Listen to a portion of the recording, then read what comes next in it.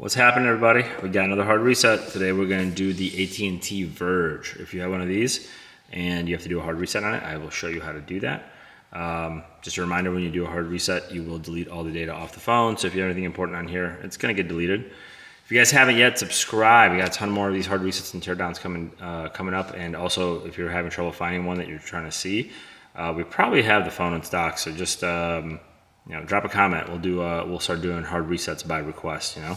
But we're trying to get a bunch of these up, and if you can, that'd be great. But let's get into this one. The first thing we want to do is make sure that the phone is off, and in this case it is.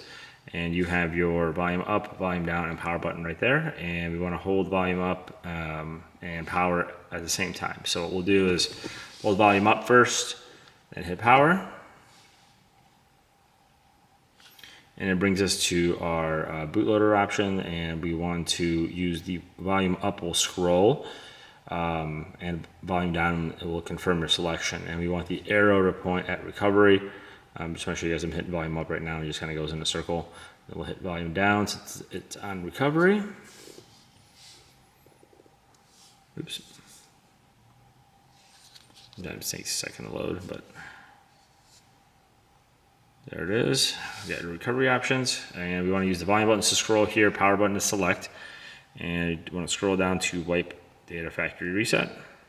Hit the power button, confirm again, hit the power button. Now it's deleting. Now it's done.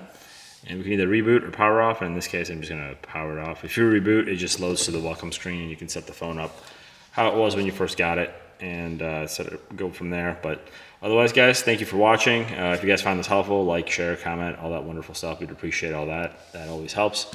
Otherwise, we'll catch you in the next one. Thanks.